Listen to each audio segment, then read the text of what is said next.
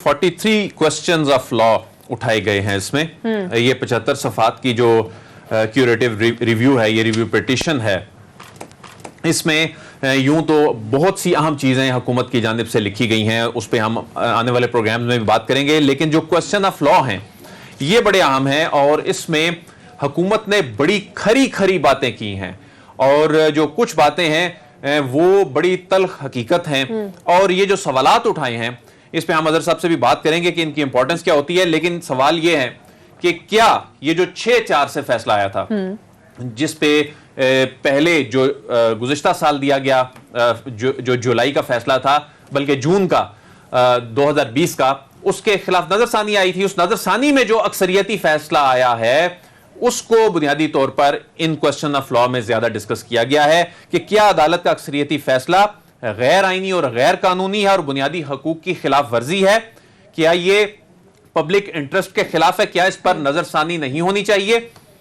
क्या अदालत के अक्सरियती फैसले ने अमूमी तौर पर अदलिया के एहतसाब और खास तौर पर जस्टिस काजी फायज ईसा साहब के एहतसाब के दरवाजे बंद कर दिए हैं।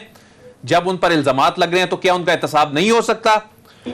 तो इसमें एक और सवाल यह है कि क्या यह फैसला अदलिया की आजादी और एहतसाब के असूलों के खिलाफ है, क्या यह फैसला जज साहिबान को अदलिया की आजादी के डॉक्ट्राइन के पीछे छुपने की शील्ड फराहम करेगा। ये बड़े अहम सवालात हैं और ये हुकूमत यानी ये प्रेसिडेंट ऑफ पाकिस्तान, ये वजीर कानून, ये शहजाद अकबर साहब, ये इनकी जानिब से नजरसानी दरख्वास्त क्यूरेटिव रिव्यू दायर किया गया है। तो ये हुकूमत बात कर रही है, तो हुकूमत ये पूछ रही है कि क्या यह फैसला इस्लामिक और मॉडर्न ज्यूरिस्प्रूडेंस के खिलाफ है, जो हाई एथिकल और मॉरल प्रिंसिपल्स हैं उनकी खिलाफ वर्जी हुई है। क्या यह फैसला इस बात की तौसीक करने में नाकाम रहा है कि जजेस को अपने असासों से मुतालिक वजाहत देनी चाहिए, जो हमारे मजहब में भी है ये। और इसमें यह भी सवाल उठाया गया है कि क्या वो फैसला यानी जो नजरसानी का फैसला जो 6/4 से आया था, क्या यह फैसला एक जज साहब की अहलिया को असासों की स्क्रूटनी से इस्तिस्ना दे रहा है, क्या यह फैसला जस्टिस काजी फायज ईसा के उनके अहलहाना के नाम पर जो एसेट्स हैं, उनके नाम जो गैर मुल्की असासे हैं, क्या उनकी वजाहत देने से इस्तिस्ना दे रहा है। और बेंच के जो जस्टिस ईसा को 3 सवाल थे, आपको याद होगा कि जस्टिस उमर अता बंदियाल साहब ने और यह 3 सवाल किए थे ऑनरेबल जज जनाब जस्टिस काजी फायज ईसा साहब से। तो उन सवालात के जवाब जस्टिस काजी फायज ईसा साहब ने नहीं दिए थे, उन्होंने इनकार कर दिया था। और मैंने उस वक्त भी कहा था कि ये 3 सवालात जो हैं ये घूमते रहेंगे, इनका जवाबात नहीं आए, लेकिन ये इन 3 सवालों पे बात होती रहेगी। और वही हुआ, हुकूमत ने इन 3 सवालों का जिक्र इस क्यूरेटिव रिव्यू में भी कर दिया और उन्होंने कहा कि इन 3 सवालों का जो जवाब ना देना है, क्या ये जस्टिस काजी फायज ईसा साहब का अपनी अहलिया के फॉरेन करेंसी अकाउंट से लिंक जोड़ता नहीं है, क्योंकि ये सवालात उन्हीं से मुतल्लिक थे ना कि आपका इससे कोई लिंक नहीं, आप ये साबित करें। उन्होंने जवाब नहीं दिया था। फिर इसमें यह कहा गया है कि क्या अदालती फैसले से सुप्रीम जुडिशल काउंसिल की जुरिस्डिक्शन की खिलाफ वर्जी हुई है, जो आइन का आर्टिकल 209 है, जो ये कहता है कि एक जज साहब के खिलाफ कार्रवाई किस अंदाज में हो सकती है, यानी उसका तरीकाकार क्या है। और 211 ये कहता है कि सुप्रीम जुडिशल काउंसिल के जो मामला या फैसला है उसको चैलेंज नहीं किया जा सकता। तो क्या इसकी खिलाफ वर्जी नहीं हुई जुरिस्डिक्शन की। फिर एफबीआर की जो रिपोर्ट है ये तमाम फ्रीकैन को नहीं दी गई, क्या ये नेचुरल जो जस्टिस के असूलों की खिलाफ वर्जी नहीं है।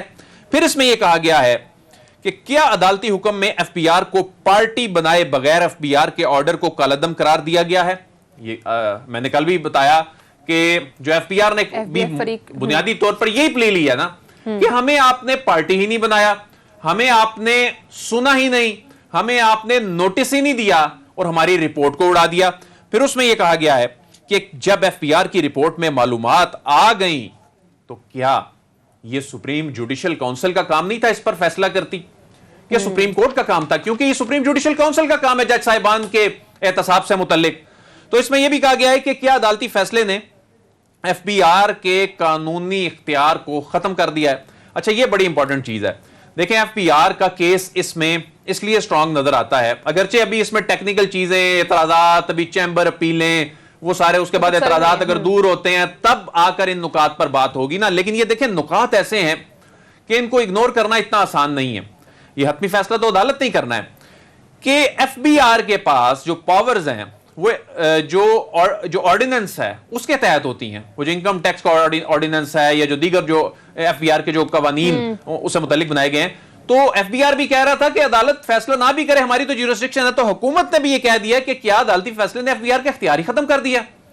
اور اس میں کہا گیا ہے کہ جو برابری سے متعلق آرٹیکل ہے جو تمام شہریوں کو برابری کے حقوق دیتا ہے، کیا اس کی وائلیشن نہیں ہے یہ فیصلہ.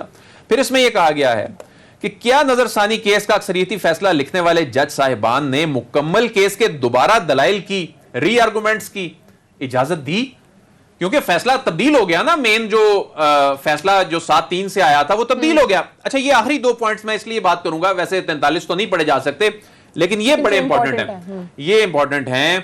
اور اس میں حکومت نے ایک نقطہ یہ اٹھایا ہے کہ اصل فیصلہ آیا 7-3 سے جو جون 2020 میں آتا ہے، جس میں ایف بی آر کو بھجوا دیا جاتا ہے معاملہ اور جس میں کویش ہو جاتا ہے ریفرنس، لیکن معاملہ ایف بی آر کے پاس چلا جاتا ہے. اصل فیصلہ آتا ہے 7-3 سے. نظر ثانی کا فیصلہ آتا ہے 6-4 سے. تو کیا 7 ججز کا جو فیصلہ ہے اس کو ختم کرنے کے لیے 7 ججز سے زائد کا فیصلہ آنا ضروری نہیں تھا؟ تو 6-4 جو ہے کیا اس سے الاؤ ہو سکتی ہے وہ نظر ثانی؟ یہ بڑا امپورٹنٹ پوائنٹ ہے. اور اس میں پھر ایک اور سوال پوچھا گیا ہے کہ کیا 7 رکنی جو بینچ کا حکم، یعنی 7 ججز کا جو حکم ہے اس وقت آیا تھا جو 7-3 سے آیا تھا، کیا یہ ابھی بھی موجود ہے؟ اور کیا عدالت کو اس پر کوئی ڈکلیریشن صرف دینا چاہیے؟ تو کیا وہ ایگزسٹ کر رہا ہے؟ یہ بڑے قانونی سوالات ہیں اور یہ سوالات جو اٹھا دیے ہیں حکومت نے، اس میں یہ معاملہ جب اب عدالت میں آئے گا تو یقیناً جو قانونی ماہرین بھی ہیں، اگر اظہر صدیق صاحب سے ہماری ابھی بات بھی ہو جائے، لائن پہ لینے کی کوشش بھی کر رہے ہیں. مجھے بتایا کہ جس طرح سے آپ نے کچھ جو مین امپورٹنٹ جو سوالات ہیں ان کو ہائی لائٹ کی ہے، مجھے بتایا کہ جو جتنے بھی جو قانونی سوالات ہیں ان کی قانونی حیثیت کیا ہے؟ دیکھیں بنیادی طور پہ تو یہ جو قانونی سوالات ہیں نا، یہ ایک گراؤنڈ بنائی ہے حکومت نے اپنی، اور ان کی بنیاد پہ آگے حکومت نے پریئر بھی انہوں نے رکھی عدالت کے سامنے، اور اس میں انہوں نے کہا ہے کہ یہ جو فیصلہ ہے اس کو کالعدم قرار دیا جائے، اسے سیٹ اسائیڈ جو ہے وہ قرار دیا جائے. تو یہ جو قانونی سوالات ہیں یہ ویسے عدالت میں جا کر وکیل صاحب نے اٹھانے ہیں. یہ بھی میں آپ کو بتا دوں آج کے اس پروگرام کے توسط سے کہ اس کیس میں کوئی بھاری بھرکم یعنی قد کاٹ والا ایک بڑے وکیل صاحب جو ہیں ان کی انٹری ہو سکتی ہے. حکومت کی جانب سے؟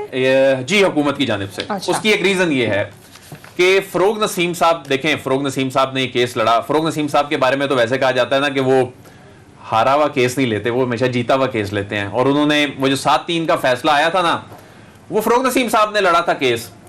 اور اس کے بعد پھر جب نظر ثانی آئی تھی، نظر ثانی میں فروغ نسیم صاحب نہیں آئے. اچھا اس کی ریزن یہ ہے کہ جو یہ پریکٹیشنرز کا جو لیگل پریکٹیشنرز کا ایکٹ ہے اس کے تحت وہ کوئی وزیر رہتے ہوئے آپ نہیں لڑ سکتے نا. تو اس مرتبہ ان کو پھر تیسری مرتبہ اپنی وزارت سے ریزائن کر کے جو ہے وہ جانا پڑنا تھا، پھر جا کر کیس لڑنا پڑنا تھا.